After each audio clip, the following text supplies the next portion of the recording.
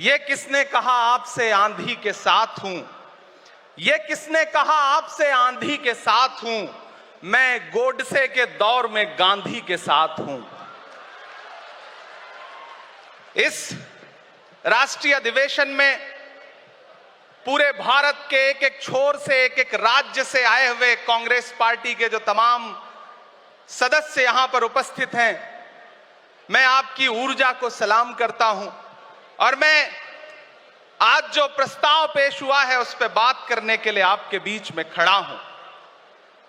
एक ऐसा मुश्किल दौर है जब सत्ता में बैठे हुए सत्ताधीशों ने नफरत को अपना परमानेंट हथियार बना लिया हो। ऐसे समय में कांग्रेस पार्टी देश के हर कोने में जा करके मोहब्बत की बात कर रही है, प्यार की बात कर रही है और इस जो कार्यक्रम का नाम है वो न्याय पथ है। न्याय पथ यानी कि इंसाफ का रास्ता, और उस इंसाफ के रास्ते पर अपने अतीत की विरासत को संभाल करके, संजो करके लेके चलता हुआ एक ऐसा न्याय का योद्धा जिसका नाम राहुल गांधी है, जो हम सब के लिए प्रेरणा का स्रोत है। मैं गुजरात में खड़ा हूं, जो महात्मा गांधी का गुजरात है, जो सरदार वल्लभ भाई पटेल का गुजरात है। तो मैं इस गुजरात में खड़ा होकर के अपने अतीत और अपने वर्तमान को मिलाता हूं तो मैं ये महसूस करता हूं और फख्र से सोचता हूं कि मैं वो हूं, मैं कांग्रेस का अदना सा एक वो सिपाही हूं जिसकी जड़ें जाकर के महात्मा गांधी से मिलती हैं और जिसके कदम जाकर के राहुल गांधी से मिलते हैं। मैं सौभाग्यशाली हूं कि मैं कांग्रेस पार्टी का एक अदना सा सिपाही हूं। साथियों, मैं कोई लंबा चौड़ा भाषण करने के लिए नहीं खड़ा हूं, बस आपसे यह कहना चाहता हूं, ये जो न्याय का पथ है, हम सब इस न्याय के पथ पर चलने के लिए संकल्पित हैं। हमारा समर्पण इस न्याय के पथ के लिए है, हमारा संघर्ष इस न्याय के पथ के लिए है। मेरे भाई शशि थरूर जी बोल रहे थे, सचिन पायलट जी ने बोला, हमारी बहन गेनी बहन ने बोला, उसके बाद इमरान बोल रहा है। इन चार नामों में ही आप ये पाएंगे कि उत्तर से लेकर के, दक्षिण से लेकर के, गुजरात से लेकर उत्तर प्रदेश तक कांग्रेस यही तो है। कांग्रेस यही तो है, देश को समेटने और एकजुट करने का नाम कांग्रेस है। मुझे याद है कि जब कन्याकुमारी के साहिल पर खड़े होकर के, समंदर के साहिल पर खड़े होकर के हमारे नेता राहुल गांधी जी ने कहा था कि मैं 4000 किलोमीटर चलूंगा, एक नारा लगाऊंगा, नफरत छोड़ो भारत जोड़ो। हम सारे लोग उनके कंधे से कंधा मिला करके, उनके कदम से कदम मिला करके 4000 किलोमीटर चलते रहे। मैंने देखे हैं राहुल गांधी जी के पांव के छाले, मैंने देखा है उनका बहता हुआ पसीना। लेकिन हम आपसे पूछना चाहते हैं और इस स्टेज पर मौजूद कांग्रेस पार्टी के अपने तमाम वरिष्ठ नेताओं से भी ये निवेदन करना चाहते हैं कि जिस पथ पर, जिस इंसाफ के रास्ते पर राहुल गांधी इस मुश्किल वक्त में निकले हैं, हम उस लड़ाई में किस तरह से, कितने जोश के साथ राहुल गांधी जी के साथ खड़े हैं, यही तय करेगा। राहुल जी ने कहा है कि अगला निशाना, अगली जीत, अगला राज्य जहां कांग्रेस पार्टी जीतेगी वो गुजरात होगा। तो याद रखिए कि हार तब होती है जब ठान लिया जाता है, हार तब होती है जब मान लिया जाता है, जीत तब होती है जब ठान लिया जाता है। अगर हमने ठान लिया कि जहां से आज सत्ता के शीर्ष पर बैठे हुए लोग नफरत परोसने का काम कर रहे हैं, असमानता का काम कर रहे हैं, संस्थाओं को कुचलने का काम कर रहे हैं, उनके खिलाफ अगर हमने उन्हीं जड़ों में जाकर के मेहनत की हिम्मत दिखाई तो मुझे पूरा यकीन है कि जिस तरह अंग्रेजों के खिलाफ लड़ते हुए कांग्रेस पार्टी ने इस देश को स्वतंत्रता संग्राम के जरिए आजादी दिलाई थी, तो यह लड़ाई भी उस स्वतंत्रता संग्राम से कम नहीं है। उस लड़ाई का नेतृत्व महात्मा गांधी जी कर रहे थे, तो इस लड़ाई का नेतृत्व राहुल गांधी जी कर रहे हैं और हम सारे लोग राहुल गांधी जी के साथ खड़े हैं। हो सकता है कुछ लोग इस सफर में, इस मुश्किल सफर में छोड़ के चले गए हों, उन्हें नजरअंदाज करिए और एक नई पीढ़ी, एक नई ऊर्जा के साथ राहुल जी के साथ खड़ी हो। मैं तो कहना चाहता हूं कि कांटे गुल के साथ नहीं चल सकते हैं, बुज़दिल खुल के साथ नहीं चल सकते हैं, रास्ते में जो छोड़ गया उसे जाने दो, सब राहुल के साथ नहीं चल सकते हैं। आप सारे लोग, हम सारे लोग और इस देश के लाखों लाख करोड़ों करोड़ लोग राहुल गांधी जी के साथ खड़े हैं और यहां खड़ा होकर के इस देश के पिछड़ों को, आदिवासियों को, दलितों को, अल्पसंख्यकों को मैं सबको भरोसा दिलाते हुए इतना कहना चाहता हूं कि मेरे भाई, कांग्रेस ही है जो आपकी असली लड़ाई लड़ रही है। मुझे वो दिन याद है कि यह सरकार जब एक बिल लेकर के आई तो रात के 3 बजे भी आदरणीय सोनिया गांधी जी राज्यसभा में मौजूद थी इस देश के लिए, इस संविधान के लिए लड़ाई लड़ने के लिए। और राहुल गांधी जी भी लोकसभा में मौजूद थे उससे एक दिन पहले। जिस संजीदगी के साथ वो लड़ाई लड़ रहे हैं, हम सारे लोग उनके साथ खड़े हैं। और मैं ज्यादा भाषण नहीं करूंगा, जाते जाते बस आपसे इतना कह के जाना चाहता हूं साथियों कि यह न्याय का पथ और एक छोटी सी कविता, और उस कविता का जो शीर्षक है, उस कविता का जो हीरो है वो मंच पे मौजूद है। मैं चाहता हूं पीछे तक एक बार दोनों हाथ उठा करके तालियां बजाएं। मैं अगले 1 मिनट के कविता सुना करके यहां से आपसे विदा लूंगा। कन्याकुमारी से जो सफर शुरू हुआ था वो अहमदाबाद तक लगातार जारी है और आगे भी जारी रहेगा। और कल ही राहुल जी परसों बिहार से लौटे हैं, तब यह कविता मैं सुनाता हूं कि उदास मौसम बदल रहा है, उदास मौसम बदल रहा है, धुएं का पर्वत पिघल रहा है, दिलों में लावा उबल रहा है। सुबह सुबह जब हुजूम लेकर सफर पे निकले तो यूं लगे है कि जैसे सूरज निकल रहा है। वो चल रहा है, वो चल रहा है। वो कह रहा है कि नफरतों से जो दिल है टूटे मैं जोड़ दूंगा। एक नारा नफरत छोड़ो भारत जोड़ो, एक नारा नफरत के बाजार में मोहब्बत की दुकान खोल ली है। वो कह रहा है कि नफरतों से जो दिल है टूटे मैं जोड़ दूंगा। वो कह रहा है हर एक दरिया हर एक तूफान को मोड़ दूंगा। सुनो सितमगर न समझो डर कर मैं अपने लोगों को छोड़ दूंगा। सितम की गर्दन मरोड़ दूंगा। सितमगरों की हर एक ख्वाहिश हर एक साजिश कुचल रहा है। वो चल रहा है, वो चल रहा है। अंतिम पंक्तियां पढ़ता हूं कि जमाने भर की तमाम माओं ने हाथ उठाकर दुआएं दी हैं। जमाने भर की तमाम माओं ने हाथ उठाकर दुआएं दी हैं। तमाम बच्चों ने इस तपस्वी का माथा चूमा, बलाएं ली हैं। जो नफरतों का जहर भरा है ये बन के शंकर निगल रहा है। वो चल रहा है, वो चल रहा है। मोहब्बतों की किताब लेकर लबों पे अपने गुलाब लेकर, मोहब्बतों की किताब लेकर लबों पे अपने गुलाब लेकर, सुनहरे रंगों का ख्वाब लेकर वो आया है इंकलाब लेकर। बलाएं रास्ता बदल रही हैं, फजाएं खुशबू में ढल रही हैं। ये नफरतों का निजाम बदले, हिकारतों का कलाम बदले। अगर ये रहबर नहीं बदलते तो अपना लहजा अवाम बदले। अंधेरे बेचैन दिख रहे हैं, कोई जो है इस अंधेरी शब में मशाल की तरह जल रहा है। वो चल रहा है, वो चल रहा है, वो चल रहा है। बहुत बहुत आप सबको धन्यवाद दूंगा। साथियों, आपने जिस जिंदा दिली से सुना उसके लिए आपका बहुत आभार। न हम सफर न किसी हमनशी से निकलेगा, हमारे पांव का कांटा हम ही से निकलेगा।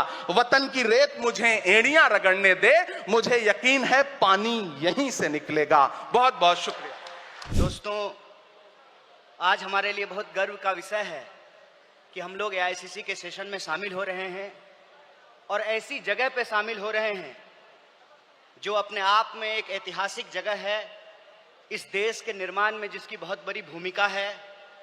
और हम गुजरात में ये एआईसीसी सेशन इसलिए कर रहे हैं कि गुजरात में स्वतंत्रता आंदोलन की जड़ है।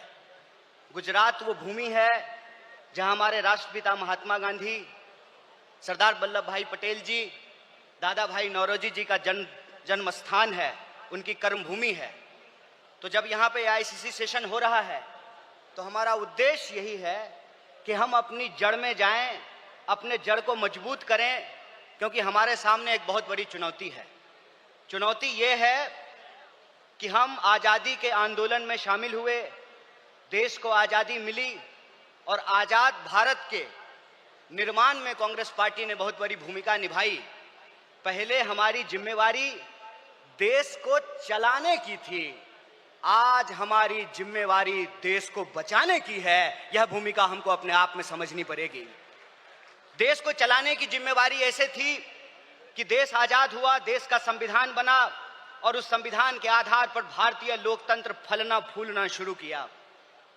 कुछ दशकों के बाद कुछ ऐसी शक्तियां आज सत्ता पर काबिज हुई है जिन्होंने आजादी के आंदोलन में हिस्सा नहीं लिया। इसीलिए मैं बार बार कहता हूं, देश को आजादी माफी मांगने से नहीं, देश को आजादी लाठी खाने से मिली है, जेलों में जाने से मिली है।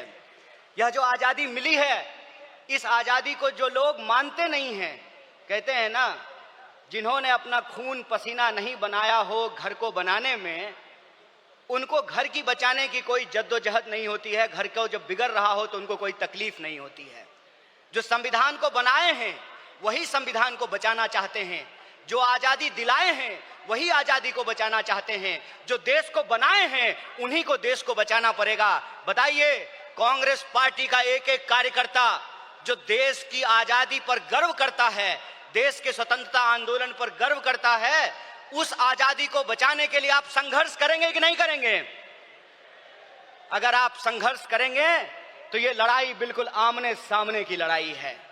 ये लड़ाई है कि एक तरफ वो लोग हैं जो काली टोपी पहनते हैं, एक तरफ हम लोग हैं जो सफेद टोपी पहनते हैं। वो जो काली टोपी पहनने वाले लोग हैं वो काले कानून लेकर के आते हैं। हम सफेद टोपी पहनने वाले लोग जो हैं वो गरीबी का अंधियारा मिटा करके, बेकारी का अंधियारा मिटा करके हम रोजगार का अवसर लाना चाहते हैं। हम अन्याय को समाप्त करके सामाजिक, आर्थिक और राजनीतिक न्याय लेकर के आना चाहते हैं। इसीलिए आज जब मैं आपके बीच में बोल रहा हूं तो सबसे पहले जो ड्राफ्ट है रेजोल्यूशन की, मैं उसके समर्थन में बोल रहा हूं। और यह जो न्याय पथ है जिसको लेकर के हमारा संकल्प है कि इस न्याय पथ पर हम चलेंगे, और न्याय पथ पर चलने का मतलब यह है कि देश में कहीं भी अन्याय होगा, चाहे वो अन्याय दलितों के खिलाफ हो, चाहे वो अन्याय गरीबों के खिलाफ हो, चाहे वो अन्याय पिछड़ों के खिलाफ हो, चाहे वो अन्याय आदिवासियों के खिलाफ हो, महिलाओं के खिलाफ हो, किसानों के खिलाफ हो, मजदूरों के खिलाफ हो, किसी भी भारतीय के खिलाफ अगर कोई अन्याय होगा तो उस काली टोपी वाले अन्याय के खिलाफ हम सफेद टी शर्ट पहन करके राहुल गांधी जी के बताए रास्ते पर चलेंगे। हम न्याय का योद्धा बनेंगे और न्याय का जो हमारी पहचान है, न्याय का जो हमारा ये सिंबल है, उसी से हम इस देश को बचा सकते हैं। और देश को बचाने की जो मुहिम है, इस संबंध में मैं आपको बता दूं कि आज एनएसयूआई का स्थापना दिवस है, फाउंडेशन डे है। स्टूडेंट और यूथ की एक बहुत बड़ी भूमिका है। स्टूडेंट और यूथ अलग अलग तरीके से इस देश में अपने हक और अधिकार को लेकर के संघर्ष कर रहे हैं। यह जो लड़ने वाले लोग हैं, जो न्याय के लिए लड़ रहे हैं, वो असल में कांग्रेसी हैं। और जो विचारधारा से कांग्रेसी हैं उनको हमको साथ लेकर के आना पड़ेगा। और मैं कांग्रेस के एक एक कार्यकर्ता को धन्यवाद देना चाहता हूं कि आप इस दौर में कांग्रेसी हैं जब लोग गद्दारी कर रहे हैं, कांग्रेस पार्टी के साथ बेवफाई कर रहे हैं, चंद दौलत के लिए, चंद सिक्कों की खनक के लिए अपनी पार्टी से गद्दारी करके उस विचारधारा से समझौता कर रहे हैं। उस वक्त आप कांग्रेस का झंडा थाम करके खड़े हैं। आप सिर्फ कांग्रेस के कार्यकर्ता नहीं हैं, इस देश को बचाने वाले आप जो है सेनानी हैं। जो स्वतंत्रता आंदोलन इस देश को मिला है, स्वतंत्रता सेनानियों ने जो स्वतंत्रता हमको दिलाई है, उस स्वतंत्रता को बचाने वाले आप संविधान सेनानी हैं। इसीलिए मैं आप सबसे अपील करने के लिए आया हूं कि ये आमने सामने की लड़ाई है, ये विचारधारा की लड़ाई है। और इस दौर में हमको उस रास्ते पे नहीं जाना है जो आसान रास्ता है, जो लालच का रास्ता है, जो कुर्सी का रास्ता है। मैं कहता हूं कि इतिहास ने हमको मौका दिया है, कांग्रेस पार्टी ने हमको मौका दिया है, तो हम एमपी एमएलए बनने की कोशिश जरूर करें। लेकिन हम जिस दौर में रह रहे हैं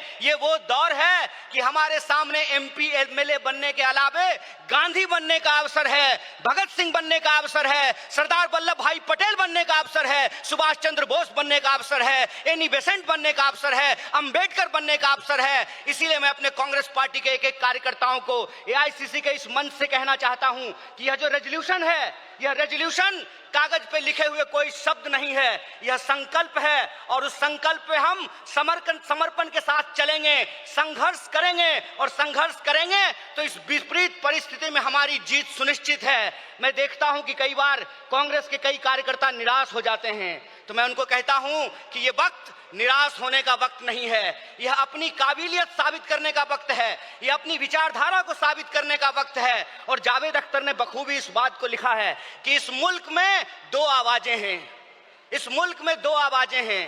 इस मुल्क में एक वो आवाज है जो दंगा कराना चाहता है, खून खराबा करना चाहता है, नफरत फैलाना चाहता है, और एक वो आवाज है जो मोहब्बत और न्याय की आवाज को बुलंद करना चाहता है। इसीलिए हम कहते हैं कि मुझे पामाल रस्तों का सफर अच्छा नहीं लगता, जिस दर जाते हैं लोग उधर जाना अच्छा नहीं लगता। आप कांग्रेस पार्टी के ईमानदार कार्यकर्ता हैं, आपके कंधे पर देश को बचाने की जिम्मेवारी है, आपके कंधे पर संविधान को बचाने की जिम्मेवारी है, और हमको पूरा भरोसा है कि आईसीसी सेशन के माध्यम से पूरे देश में यह संदेशा जाएगा और कांग्रेस पार्टी का एक एक कार्यकर्ता मजबूत होकर के अपनी काबिलियत को साबित करेगा। वह पथ क्या, पथिक कुशलता क्या, जिस पथ में बिखरे सूल ना हो, नाविक की धैर्य परीक्षा क्या, जब धाराएं प्रतिकूल ना हो। इस प्रतिकूल समय में कांग्रेस पूरे दमखम के साथ उस काली विचारधारा के खिलाफ, उस काली टोपी के खिलाफ टी शर्ट पहन करके लड़ेगा, और यह टी शर्ट का जो सिंबल है वो न्याय का सिंबल है। उस अन्याय के खिलाफ हमको इस न्याय की आवाज को बुलंद करना है। मुझे पूरा भरोसा है कि आईसीसी सेशन से निकल करके हम अपने जिलों में जाएंगे, अपने बूथों पर जाएंगे, और समाज में, देश में जहां कहीं भी अन्याय होगा, हम कांग्रेस पार्टी बन करके, कांग्रेस का कार्यकर्ता बन करके, गांधी का सिपाही बन करके गोडसेवादी विचारधारा को परास्त करने का काम करेंगे। बहुत बहुत शुक्रिया, बहुत बहुत धन्यवाद। इनकलाब जिंदाबाद, जय हिंद, जय कांग्रेस। एक बार जोर से आवाज बुलंद कीजिए। यह आवाज साबरमती आश्रम से दिल्ली के तख्त तक पहुंचनी चाहिए। जय हिंद, जय हिंद, जय कांग्रेस। मैं बहुत सौभाग्यशाली हूं और गर्वान्वित महसूस करता हूं, गर्व इस बात का कि जो प्रस्ताव न्याय पथ के नाम से कार्य समिति ने कल बनाया है वो आप सबके समक्ष हम लोग रख रहे हैं। And for those of our friends who don't speak Hindi, it will be available in English to all of you. साथियों, आज से ठीक 100 साल पहले महात्मा गांधी जी ने कांग्रेस पार्टी का अध्यक्ष पद संभाला था, और ये 150वीं जयंती सरदार पटेल साहब की है। इस ऐतिहासिक अधिवेशन में हम यहाँ मौजूद हुए हैं, और अभी आपने खड़गे साहब का भाषण सुना। देश में जो हालात बने हैं वो हम सबके सामने हैं, लेकिन आज न्याय पथ की क्यों जरूरत पड़ी है? देश में जो सरकार काम कर रही है, पिछले 10 सालों में महंगाई, बेरोजगारी, आर्थिक असमानता, ध्रुवीकरण और क्रूरता की सारी हदें पार कर चुकी है, और भारतीय राष्ट्रीय कांग्रेस अब नफरत, नकारात्मकता और निराशा के इस वातावरण को बदलकर न्याय और संघर्ष के रास्ते पर चलने के लिए प्रतिबद्ध है। कांग्रेस की रगों में कुर्बानी और राष्ट्रवाद भरा हुआ है, लेकिन कांग्रेस के लिए राष्ट्रवाद क्या है? जो लोग राष्ट्रवाद की दुहाई देते हैं, राष्ट्रवाद का चोला ओढ़कर वोट बटोरने का काम करते हैं, मैं उन लोगों को बताना चाहता हूं कि कांग्रेस पार्टी का जन्म संघर्ष के लिए हुआ, देश की आजादी के लिए हुआ, और कांग्रेस पार्टी के सुनहरे इतिहास में हमारे नेताओं ने जो कुर्बानियां दी हैं उसका पूरे देश और दुनिया में कोई दूसरा उदाहरण नहीं है। कांग्रेस पार्टी के नेताओं ने देश को अखंड रखने के लिए, चाहे इंदिरा गांधी जी हो, चाहे राजीव गांधी जी हो, चाहे सरदार बेअंत सिंह हो, उन्होंने अपने प्राण न्यौछावर किए, छातियों पे गोलियां खाई इस देश की अखंडता और समृद्धता को एक रखने के लिए। ये कांग्रेस का राष्ट्रवाद है।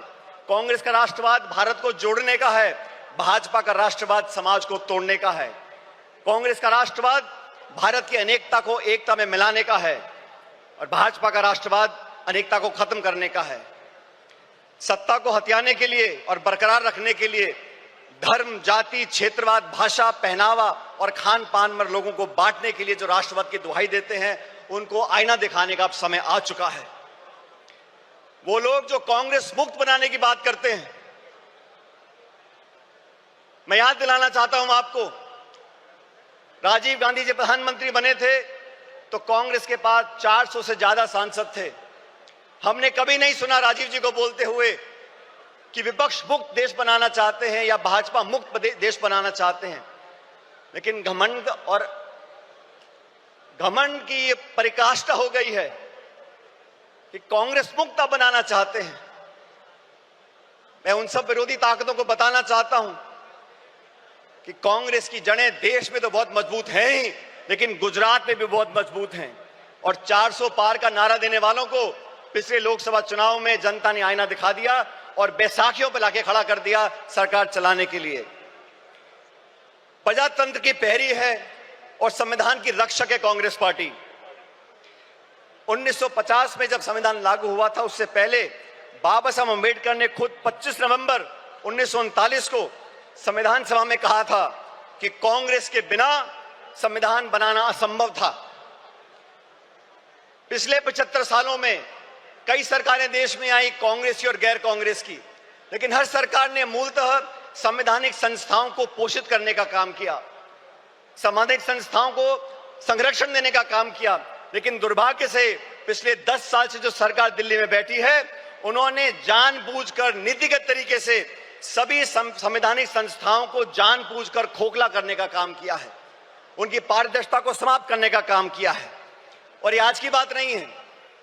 फरवरी 2000 में भाजपा की सरकार ने संविधान की समीक्षा के लिए एक आयोग बनाया और साजिशपूर्ण तरीके से खिलवाड़ करने की कोशिश करी, लेकिन राष्ट्रव्यापी विरोध किया कांग्रेस ने, पूरे देश के लोगों ने उनको अपने हाथ पीछे खींचने पड़े। और 2024 के लोकसभा चुनाव से पहले भाजपा नेताओं ने खूब कहा 400 पार करा दो, और भाजपा के सांसदीय उम्मीदवारों ने कई बार नारा देकर अपनी दुर्भावना को प्रकट किया कि कैसे वे संविधान के खिलवाड़ करना चाहते हैं। साथियों, भाषण देना अलग बात है, लेकिन सरकार के कामकाज को आप देखिए। 6 वर्ष पहले भाजपा सरकार ने सदन में कहा था कि जम्मू कश्मीर को पूर्ण दर्जा देंगे। सुप्रीम कोर्ट की कॉन्स्टिट्यूशनल बेंच ने आदेशित किया कि आप जम्मू कश्मीर को पूरा दर्जा दो राज्य का, आज तक नहीं दिया। मणिपुर में क्या घट रहा हम देख रहे हैं, गृह युद्ध के हालात बने हुए हैं, बलात्कार हो रहा है, लूटपाट हो रही है, महामारी बची है, लेकिन ना तो प्रधानमंत्री जी को वहां जाने का समय है, ना उनकी इच्छा है। वो लोग जो संविधान की बात करते हैं और अपनी कार्य प्रणाली से संवैधानिक संस्थाओं का दुरुपयोग कर कर अपने राजनीतिक प्रतिद्वंदियों को आरोपी बनाने का काम करते हैं, उनका पर्दाफाश करने का समय आ गया है। कांग्रेस पार्टी ने, राहुल गांधी जी ने, खड़गे साहब ने लोकसभा चुनाव से पहले इंडिया अलायंस का गठबंधन किया।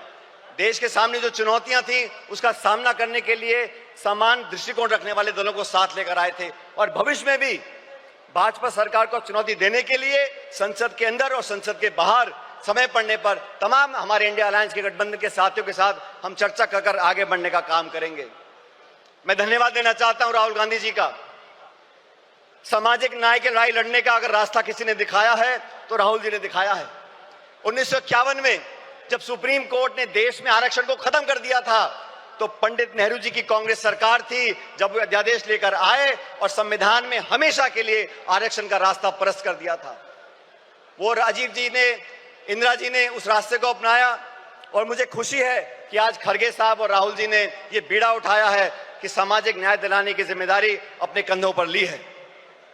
देश में बैकलॉग है, SC, ST, OBC महिलाओं पर जो अत्याचार और हो रहे हैं, लगातार 13% की वृद्धि उसके अंदर हो रही है। देश का सद्भाव, सर्वधर्म समभाव। आज जो टकराव पैदा किया गया है, भाई को भाई से लड़ाने की जो एक साजिश रची जा रही है, उसके खिलाफ हम सब कांग्रेसजनों को साथ खड़ा होना होगा। बिना संकोच के हमें कहना होगा, जैसा सरदार पटेल ने 1948 में जयपुर के अधिवेशन में कहा था कि कांग्रेस और कांग्रेस की सरकारें इस बात के लिए प्रतिबद्ध हैं कि भारत एक सच्चा धर्मनिरपेक्ष राज्य हो। हमारी अलग अलग पृष्ठभूमियां हैं, संस्कृति है, वेशभूषा है, खाना पीना है, भाषाएं हैं, लेकिन जो लोग उत्तर दक्षिण के राग में धर्म, जाति, गोत्र के नाम पर लोगों को बांटना चाहते हैं, उन लोगों से हमको सावधान रहना पड़ेगा। भारतीय राष्ट्रीय कांग्रेस प्रतिबद्ध है कि धार्मिक, भाषाई, जातिगत व क्षेत्रीय बंटवारे की सियासत को हम आखिरी दम तक लड़ते रहेंगे। देश को ना बंटने देंगे, ना बांटने वाली ताकतों को बढ़ने देंगे। हमारा वही नारा है, नफरत छोड़ो और भारत जोड़ो, जो नारा राहुल जी की यात्रा में हम सब लोगों ने बड़ी गुरजोर से कहा था। महिला अधिकार की बातें करते हैं, आदि आबादी और पूरा हक, ये कांग्रेस का संकल्प है। एनी बेसेंट से लेके सरोजिनी नायडू जी, नेली सेन गुप्ता जी, इंदिरा गांधी जी, सोनिया गांधी जी ने हमेशा महिलाओं के अधिकारों को पहली पंक्ति में लाने का काम किया है। पिछले एक दशक में महिला अत्याचार, शोषण, प्रताड़पन, अपराध इतने बढ़ गए हैं कि भारत मां की आत्मा पूर्णतः छलनी हो गई है। केंद्र की भाजपा सरकार के आदेश पर महिला पहलवान बेटियों को दिल्ली की सड़कों पर जो घसीटा गया, या मणिपुर में मां बहनों को सार्वजनिक तौर से निर्वस्त्र कर घुमाया गया, हाथरस से लेकर उन्नाव तक भारत मां के सीने पर ऐसे हजारों घाव हैं। आए दिन देश की बेटियों के बारे में भाजपा के मुख्यमंत्री, केंद्रीय मंत्री और उनसे संबंधित संस्थाएं जिस प्रकार उनके पहनावे, आचरण, चरित्र, बाहर जाने के समय उनकी स्वतंत्रता, खान पीन व निर्णय लेने की क्षमता को लेकर लगातार आपत्ति उठाते रहते हैं, उसका हमको विरोध करना पड़ेगा। ये वो सरकार है जो किसानों का विरोध करती है। मुझे फक्र है कि हम उस पार्टी के कार्यकर्ता हैं जिसने संकल्प लिया है कि हम लोग किसानों का एमएसपी पर एक कानूनी अधिकार जनता को देंगे और 50% से ऊपर समर्थन मूल्य किसान को मिलेगा। श्वेत क्रांति, हरित क्रांति, मिनिमम सपोर्ट प्राइस, ये सब कांग्रेस की सोच का परिणाम रहा। भाजपा ने तो 3 काले कानून लेकर आए, 16 महीने तक आंदोलन हुआ, 700 किसान शहादत हो गई उनकी, और फिर जाके भाजपा को अपने हाथ पीछे खींचने पड़े। आप सबको याद होगा साथियों, जमीन अधिग्रहण को लेकर राहुल गांधी जी ने भट्टा परसौल में एक आंदोलन किया था। तब कानून बना लैंड एक्विजिशन एक्ट का। उस भट्टा परसौल के आंदोलन के बाद से तमाम चंद उद्योगपति और भाजपा की सरकार ने मिलकर राहुल जी की छवि को धूमिल करने का काम किया था, और आज तक वो इस काम में लगे हुए हैं, क्योंकि गरीब की, किसान की, मजदूर की, अपेक्षित की आवाज उठाने का काम राहुल जी करते हैं, कांग्रेस पार्टी करती है। आज इस अधिवेशन से, इस प्रस्ताव के माध्यम से हम एक बार फिर किसान के प्रति अपने समर्थन को रेखांकित करना चाहते हैं। अर्थव्यवस्था की हम बात करें 2 मिनट के लिए। मनमोहन सिंह जी की सरकार में 10 साल में 27 करोड़ लोगों को गरीबी रेखा से उठाया गया, 8% की जीडीपी ग्रोथ हुई। आज के जो हालात हैं, और कृपया करके गौर से सुनिए, इस देश के जो 1% सबसे अमीर लोग हैं उनके पास देश की 40% संपत्ति है। 1% अमीर लोगों के पास 40% संपत्ति है, और जो निचले 50% लोग हैं उनके पास मात्र 6.5% संपत्ति इस देश की है। हम लोग आज अधिवेशन मौजूद हैं, ये संकल्प लेके यहां से जाना पड़ेगा। कर्नाटका में हम लोगों ने संकल्प लिया कि 2025 संगठन का वर्ष होगा। साथियों, मैं चाहता हूं इस अधिवेशन की महक पूरे देश के हर गांव, हर ढाणी, हर कस्बे तक पहुंचे। जिस इच्छा शक्ति के साथ हम संघर्ष कर रहे हैं, जिस मजबूती से राहुल गांधी जी, मोदी जी और पूरी सरकार को चुनौती दे रहे हैं, उनके साथ कंधे से कंधा मिलाकर हम लोगों को राजनीतिक विजय प्राप्त करनी पड़ेगी। और राजनीतिक विजय प्राप्त करने के लिए संगठन को मजबूत करना बहुत जरूरी है। न्याय का संकल्प, संघर्ष का पथ। आज साथियों, हम एकजुट हो जाएं, पूरी दृढ़ इच्छा शक्ति के साथ न्याय का संकल्प करें, संघर्ष के पथ पर आगे बढ़ें। और आज इस बेहद कठिन दौर से हम गुजर रहे हैं, लेकिन हम सभी साथी कार्यकर्ता मजबूती से कांग्रेस की अपनी असीम संगठनात्मक क्षमता, दक्षता, कार्यकुशलता के आधार पर अधिक से अधिक विस्तार करें, और भारतवासियों के लिए न्याय के संघर्ष का संकल्प सरकार हम साकार करेंगे। ये संघर्ष रंग लाएगा और विजय दिलाएगा। मैं अंत में दिनकर साहब की कुछ पंक्तियों को परिभाषित कर आपके बीच रखना चाहता हूं। चले संघर्ष आठों याम तुमसे, चले संघर्ष आठों याम तुमसे, करेंगे अंत तक संग्राम तुमसे। हमारे न्याय की संकल्पना साकार होगी, कांग्रेस की फिर जय जयकार होगी। बहुत बहुत धन्यवाद। जय हिंद। मैं सबसे पहले आदरणीय कांग्रेस सभापति मल्लिकार्जुन खड़गे जी का, राहुल गांधी जी का, सोनिया गांधी जी का, केसी वेणुगोपाल जी का, अजय माकन जी का तहे दिल से शुक्रिया अदा करता हूं, क्योंकि उन्होंने 2025 के इस अहम वर्ष को संगठन का वर्ष कर दर्जा दिया है। और एक कार्यकर्ता होने के नाते आज इन्होंने संगठन को जो तवज्जो दी है, जो महत्व दिया है, मैं तहे दिल से मैं इन सभी नेताओं का शुक्रिया अदा करता हूं। हाल में ही दिल्ली में 4 दिन के कार्यकाल में पूरे भारत के विभिन्न प्रांतों से आए हुए सभी जिला अध्यक्षों को आदरणीय खड़गे जी ने संबोधित किया, आदरणीय राहुल गांधी जी ने संबोधित किया। जो एक जिला अध्यक्ष को आज जो इन्होंने सम्मान दिया है, मैं जिला अध्यक्षों की तरफ से मैं राहुल गांधी जी, आदरणीय खड़गे जी और केसी वेणुगोपाल जी का तहे दिल से मैं धन्यवाद और शुक्रिया अदा करता हूं।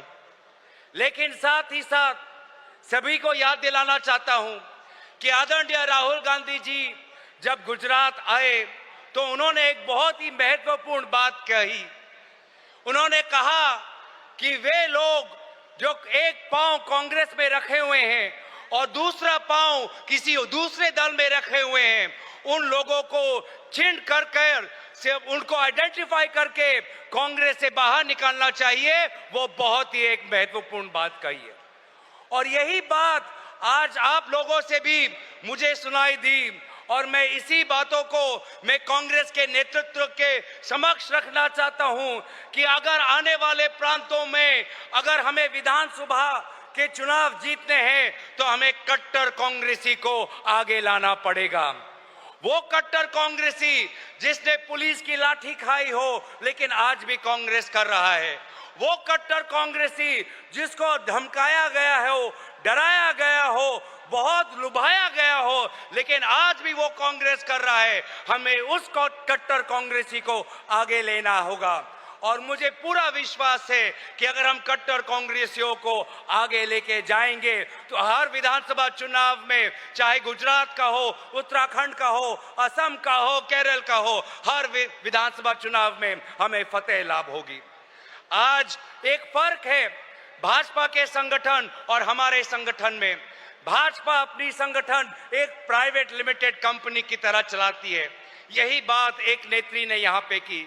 लेकिन कांग्रेस का संगठन हमारा एक संगठन एक परिवार की तरह हम इस संगठन को चलाना चाहते हैं और इसीलिए संगठन के साथ साथ मैं विनम्र अनुरोध करूंगा कि हमें अब अपने हर प्रांतों के कांग्रेस के नेताओं और कांग्रेस के कार्यकर्ताओं के साथ एक पारिवारिक रिश्ता बनाना पड़ेगा। हमारा कांग्रेस का कार्यकर्ता कुछ नहीं चाहता, अगर आपने उसके पीठ पे हाथ रख दिया तो वो 1 महीने वो जेल के अंदर रखने की ताकत उसमें है। हमारा कांग्रेस का कार्यकर्ता ज्यादा कुछ नहीं मांगता, अगर आपने उसको फोन करके पूछा कि आपका हाल चाल कैसा है तो वो गर्मी में भी कांग्रेस का तिरंगा लहराते रहेगा। इसीलिए मैं चाहता हूं कि भले ही हम कांग्रेस को सांगठनिक रूप से और ताकतवर करना चाहते हैं, लेकिन हम एक परिवार हैं, उस परिवार के उस मूल्यों को हमें कभी भूलना नहीं चाहिए। कांग्रेस की संस्कृति क्या है? हमारी ये संस्कृति है कि हम गर्व से जय हिंद बोलते हैं और तेलंगाना में जाकर जय तेलंगाना भी बोलते हैं।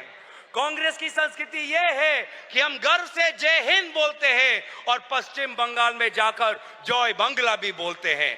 कांग्रेस की संस्कृति ये है कि हम गर्व से जय हिंद बोलते हैं और असम में जाकर जय आय अखोम भी हम बोलते हैं।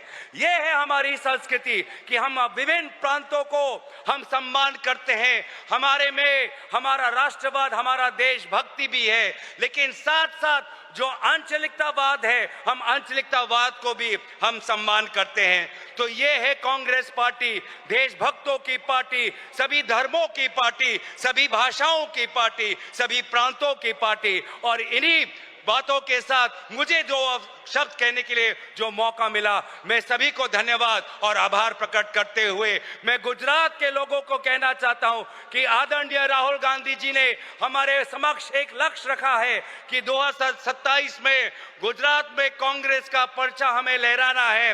मैं गुजरात के लोगों को कहना चाहूंगा, गुजरात के कांग्रेस वालों, आप अकेले नहीं हो। जब गुजरात का निर्वाचन आएगा, पूरी कांग्रेस पार्टी आपके साथ कंधा से कंधा में चलकर हम लड़ेंगे और हम जीतेंगे। धन्यवाद, शुक्रिया। जय हिंद, जय कांग्रेस।